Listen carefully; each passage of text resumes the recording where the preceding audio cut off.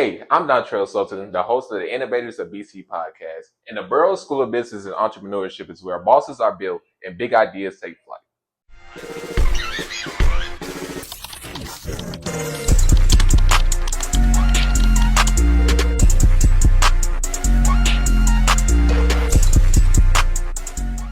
Welcome back to the Innovators of BC podcast, powered by the Best Innovation Lab. I'm your host, Dontrell Sultan, with our guest today, Mr. Noah Despinasse. And Mr. Noah, originally from Brooklyn, New York, right? Yes, sir. And he's a pastor at the Columbia Presbyterian Church. And I wanted to bring him down here to basically explain his process of building a church by the Eau Claire area and just to give his life story. How you feeling, Noah? Man, I'm feeling good, bro. I appreciate you having me on. No problem, no problem. And talk about your journey to South Carolina.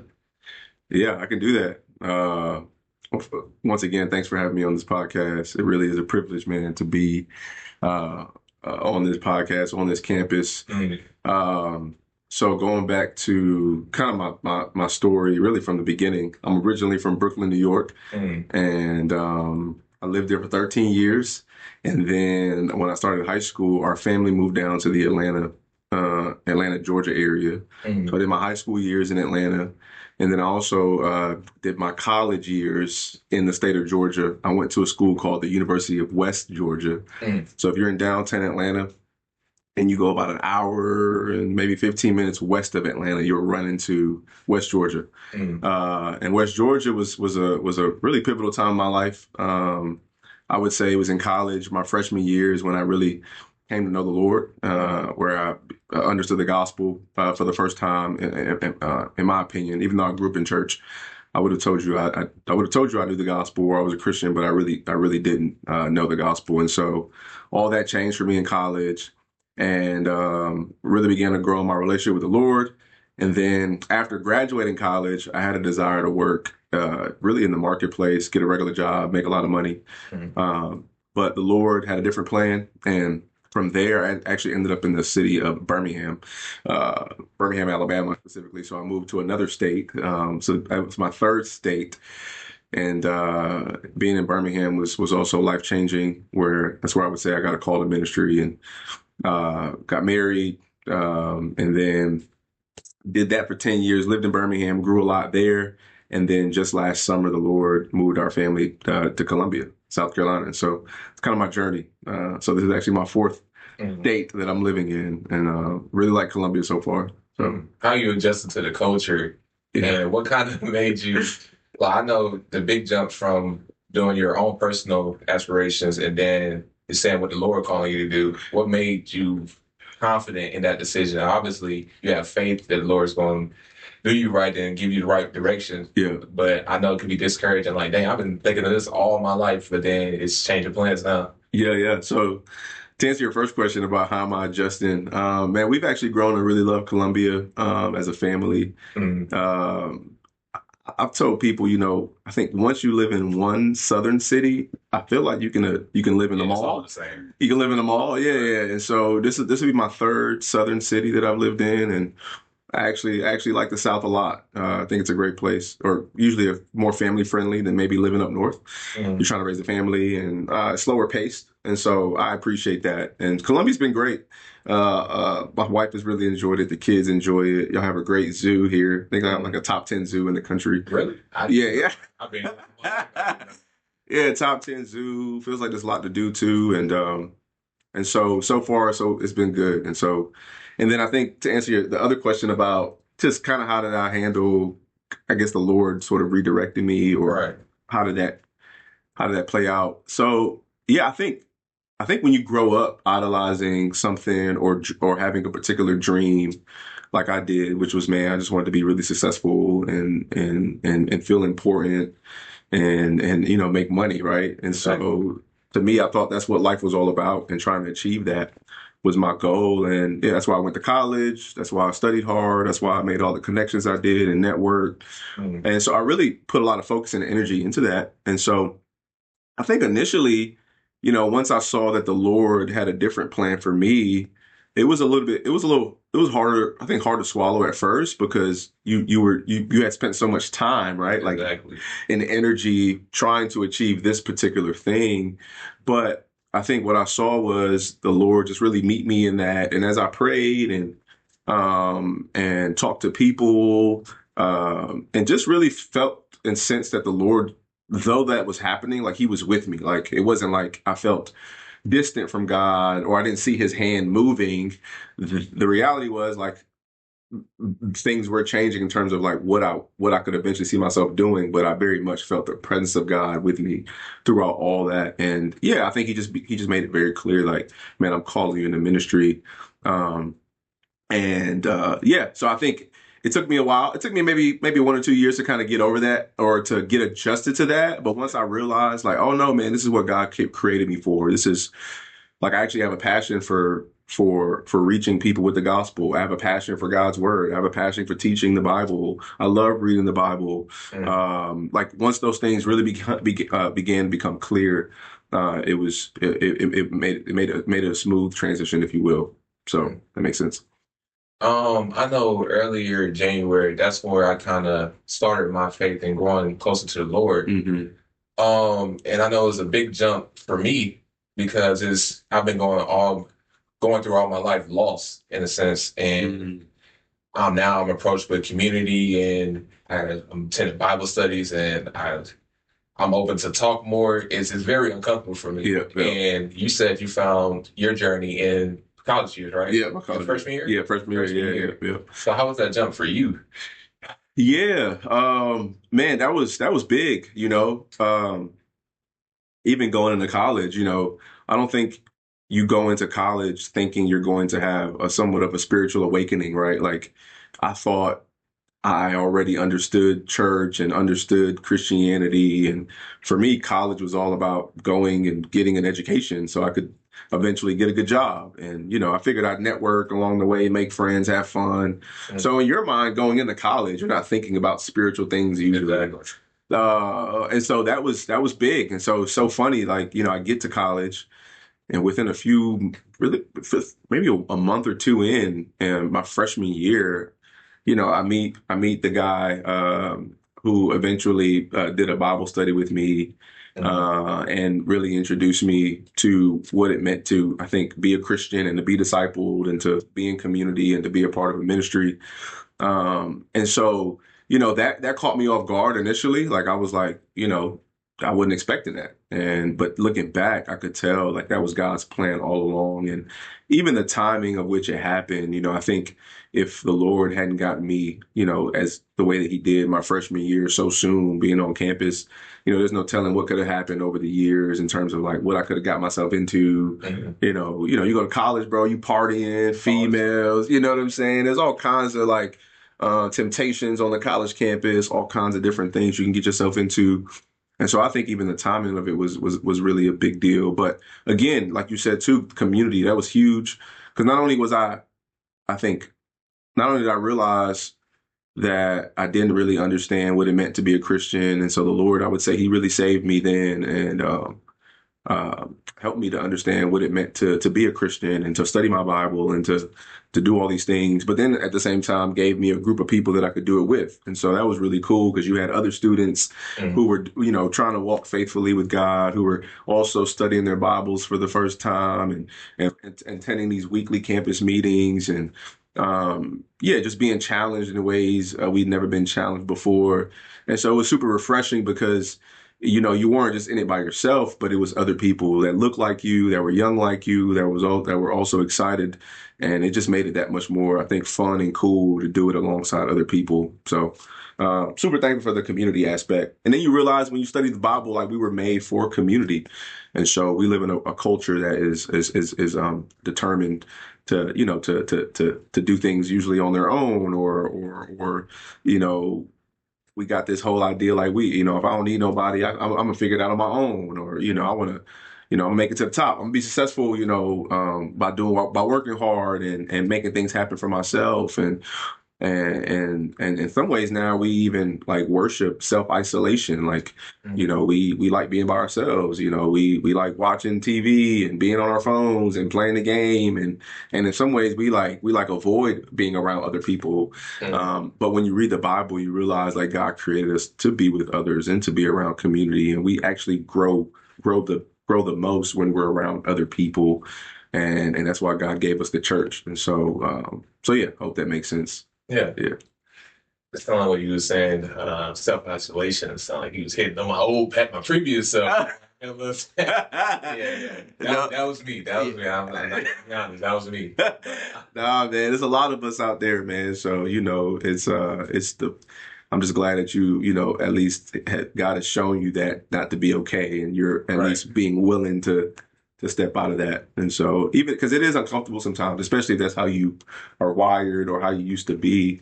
But, once you realize like that's what God wants for you and you begin to walk that out, you really see the benefit of it. So, Mm. yeah. And talk more about your project you have in the Eau Claire area. And I know the Eau Claire area it's kind of associated with a bad type area, and Mhm. it's impoverished. It's maybe some was gang related. And that's kind of related to me back in high school, where it was filled with just gang affiliation and students that really it's not seen for a bright future ahead of them. And talk about how can you connect with the students, to what is the community there, and to bring them along church and make them comfortable with finding faith. Yeah, man. It's a good question, bro. I appreciate you asking that. So, yeah, so the Lord brought us to Columbia last summer, and with that was the opportunity to do a church planting residency, Mm. which is what I'm doing right now at Columbia Presbyterian Church. And so shouts out to Cola Pres. And so in that sort of situation, the goal is for me to eventually launch out and start a new church. So when I got here, I didn't know exactly where in Columbia that we would plant the church. So we took time to pray about that and to kind of seek the Lord on that. And he actually led us to Eau Claire. And so Eau Claire is a community neighborhood, if you will, kind of interesting the way it's laid out. Like, Right. but it's actually a lot of people there. I think it's upwards to like 20,000 or so, depending on how you kind of divvy out the map. Right. But a well-known area has been around for a long time in the Columbia area. And Eau Claire is French for clear water. So that's a fun fact. I've learned that a lot of people don't know that. And so, yeah, so French for clear water.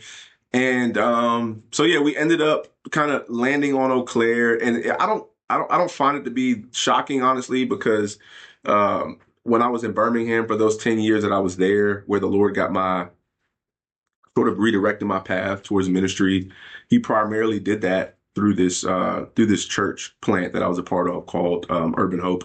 And the community that we were serving in was called Fairfield, and Fairfield in a lot of ways was similar to Eau Claire in terms of like the makeup of the community, predominantly African American, lower income, and some of the things you mentioned. Obviously, there was traces of gang violence and hopelessness, not a lot of economic development. Just a lot of bad things, if you will. And so that community was associated with bad things. And then I get here and we're praying about where we want to land, and the Lord leads us to Eau Claire. And I get to Eau Claire and I realize, oh man, this feels like familiar territory.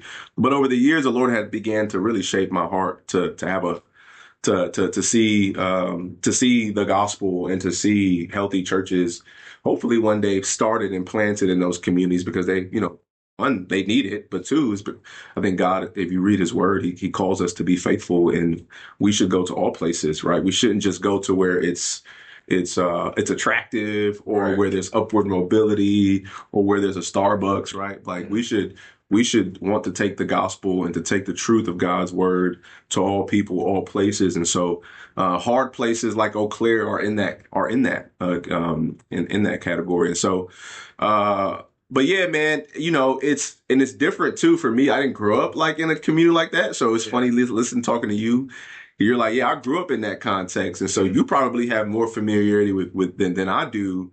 And so that's what was interesting to me when I first started to kind of get connected to the kind of that context was like, man, I was like, I don't know if I really fit in. Like, I mean, I can have a heart, but I don't know if these folks going to listen to me or respect me. Like, they might be like, man, you don't get us. Like, you didn't grow up like us. But over time, the Lord showed me that, that's not what matters. Like, it's about, having love for other people, right? Like, they say, people don't care how much you know until they know how much you care. Exactly. And so, I learned that over the years that, man, if you care for people, if you show genuine interest, that really does make a difference. And so, when you're in a community like Eau Claire, there's a lot of hopelessness, a lot of students that come from single parent homes. There's not a lot of hope in the sense that, they find themselves probably thinking that they're going to end up in the same patterns and cycles that their families were in. Like, they don't really see a way out, right? Some of them never even leave their communities. They don't get the chance to travel or not even see the world, but maybe even see outside of Columbia city limits. And so their worlds are really small, and because of that, their mindsets are really small, and the things that are being promoted around them are not healthy, right? Whether it's drugs, whether it's violence, all the stuff that their favorite rappers talk about, right?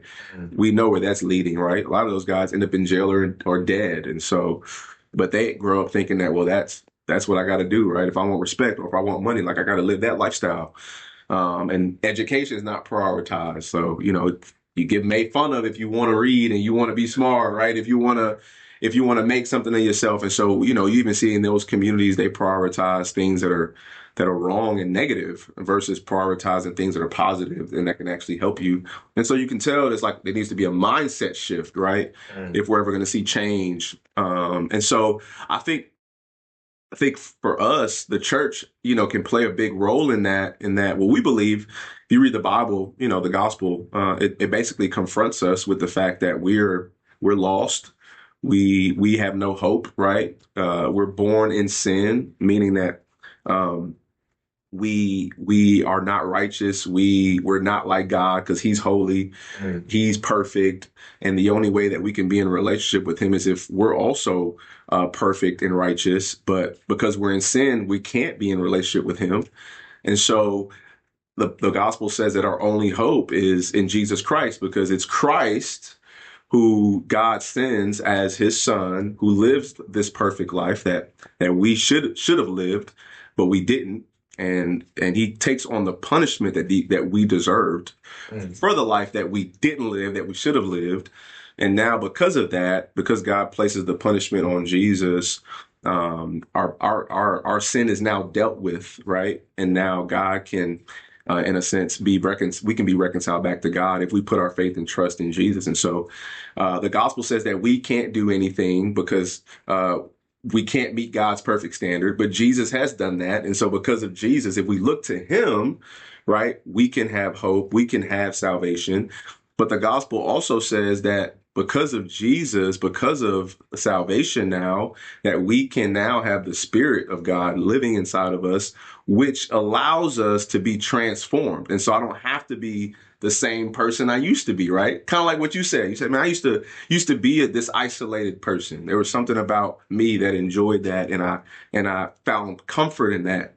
But now it seems like that's changed, right? Like, and I would say that's because of the Spirit now that is probably in you, which has allowed you to see, like, okay, this is what God's word has to say, and this is how I should live. And now by his Spirit, I can have the strength to do that. And so in the same way, a lot of these young people, a lot of the people in the community, they think, man, there's no way this can change. There's no way I can change. Man, I've been seeing this my whole life. My mama did this. My daddy did this. I'm going to be like them.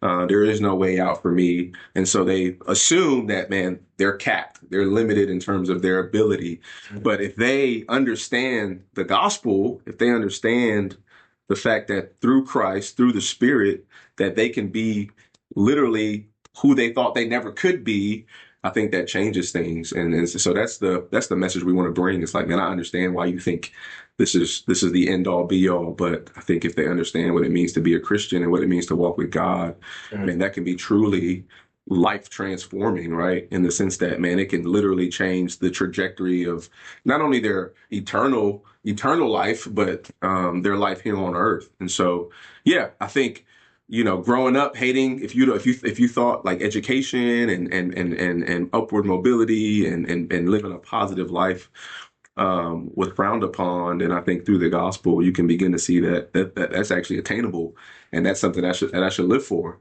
If you thought that, man, marriage was something that was lame or not cool or something that you could never achieve, I think, man, through a relationship with Christ, like he can begin to change your mindset, and you can go from someone who maybe looks down on marriage to now loving the idea of marriage. And instead of having to raise your kids in dysfunction, man, you could raise your kids in a healthy home. And so all that to say, I think, man, that's what we bring to the table as the church with the message of the gospel and the ability to hopefully, man, see communities transform. And so, sorry if that was a little long, but that's a good message, though. Yeah. That's a good message. And so that's the hope, man. That's what we're trying to do. So, and talk about your timeline and the steps that it take for you to start a church. And talk about the progress you're doing now. Yeah, it's good, bro. So,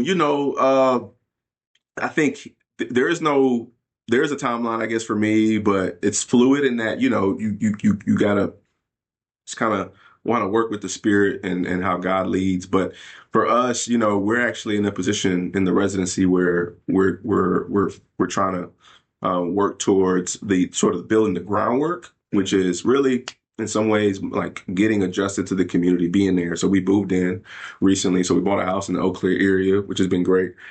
Our family's adjusting well. And then we're beginning to build relationships and connect with people in the community, whether that's through the high school, our neighbors. And so just starting out with just like kind of building a presence. And then at the same time, there's a financial component involved as well, where part of getting a church off the ground, if you will, involves resources. And so over the next 6 months or so, there's a real big emphasis on fundraising for me. And really getting the word out and telling people, hey, here's the vision, here's what we want to see happen, and here's how you can help. Because in order for us to do what we want to do, it's going to require resources. And so there's fundraising involved in that. There's relationship building involved in that. And then for me as well, I'm currently in seminary, which is just school for pastors. And so I'm working on finishing that, getting my master's, and hopefully it'll be done in the next 6 months or so.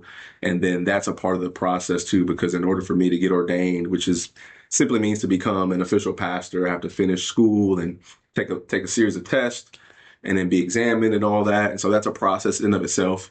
And so you have the educational piece, you have the fundraising piece, you have the sort of the groundwork, building relationships piece of it. And so hopefully, as we're hoping over the next six to 8 months or so, that as we check off some of these benchmarks, that we'll be in a good position by early 2027 to be in a place where we could hopefully launch, and whether that's full out worship service weekly or maybe just building that initial core team that's going to lead to weekly worship. And so it's usually how some church plants start. They might start with like a small Bible study that grows, and then you eventually work your way to a Sunday service. Some churches do it differently. They just, pop out with a worship service and they just do that, get a lot of hype around that and then start. So there's different ways to start a church from a technical level. But as far as our timeline, that's kind of where we're headed and what we're praying for. So, and I know we had a conversation of you saying invite me on the team. I'm still like eager to be on the team, and just the start of New Year, right? Yeah. Next year, yeah. So hopefully, man, you're still in Columbia, so that'd be great. Yeah. I would love to support, and I love to like bring people along my same journey, because I see. Like I wouldn't say I was a part of it, but I see it all around me, and those are my friends, and I would love to bring them to some positivity and just a better opportunity, a better future. I'm able to connect with them because, like I said, I've been talking with them more, and I have more of a familiarity. 100%. So yeah, and that's honestly one of the funnest things about this journey too, is just finding other people like yourself and others who I think God is also bringing to the work in terms of man, the same way he got my attention those years ago. Like, I think there's other men, young men like you. I was your age, really, when he got my attention and he began to show me these things. And I had no idea I'd be here 10 years later. But that's the fun part about it. It's like, man, we're in the Innovators podcast, right? Like Innovator BC podcast. Innovative BC podcast, right? Like starting something is usually really hard and it can be really intimidating. But there's something really cool about seeing it all come together. And the cool thing about like church planning is that you get to hopefully see other people come alongside you, and you get to see God work in them, and they get to catch a vision. And so I really enjoyed talking to you at Starbucks because I could kind of see like, your brain was turning, like, or you was like, all right, like I connect with this, or I didn't know that this was something that people did. Like people start churches and people go to these places and try to reach these kinds of communities, and so even seeing you and hearing you say like, man, I think this is something that I want to get behind. It fires me up, right, as an innovator, if you will, because it's like, man, it's not just about me, but it's about other people that God is bringing to the table. So all that to say, man, I'd love for you to be a part of what we're doing. So we'll let that play itself out, but that's the fun part. There's a lot of hard parts about it, but this is one of the fun parts, man. And even being on this podcast, I remember you saying, man, you should come on this podcast. And I was like, all right, let's do it. Like, this might be my first official podcast interview, so that's kind of cool. You starting out strong with us. You starting out strong. What's up? It's your host, Dontrell Slocum, for the Innovators of BT podcast. Level up your hustle at Bet's Innovation Lab, where the Benedict's boldest ideas come alive. Good.